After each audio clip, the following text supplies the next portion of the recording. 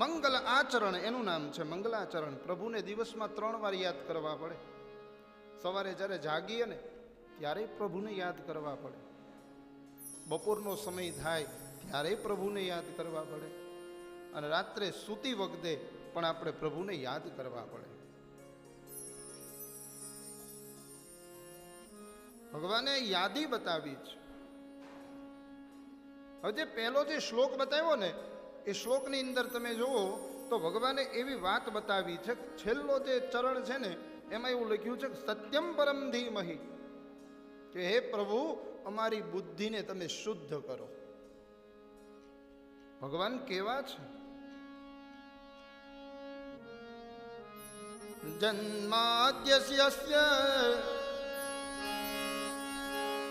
જન્માદ્યસ્ય યતોન્વયાદિતરતા ચાર્થોશ્વવિઘ્નસ્વરાટ તેને બ્રહ્મરદાદિ કવયે મોહયંતિ યત સૂરય. કે જેનો જન્મ, જેને જન્મ આપવો એ પણ કોનું? પ્રભુનું કાર્ય છે. જન્મ આપ્યા પછી પાલન પોષણ કરવું પણ ઈશ્વરનું કાર્ય છે, અને સમય આવે એટલે એને પોતાના નિજ ધામમાં બોલાવવા એ પણ ઈશ્વરનું કાર્ય છે. પ્રભુ એમ કહે છે કે આ 5 તત્વથી બનેલી આખી આ સૃષ્ટિ મારી છે. તમે જોવો તો ખરી પ્રભુની લીલા કેવી.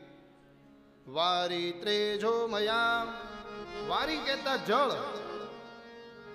મૃદા કહેતા માટી, તેજ, વાયુ, આકાશ, જળ, અગ્નિ, આ 5 તત્વ છે.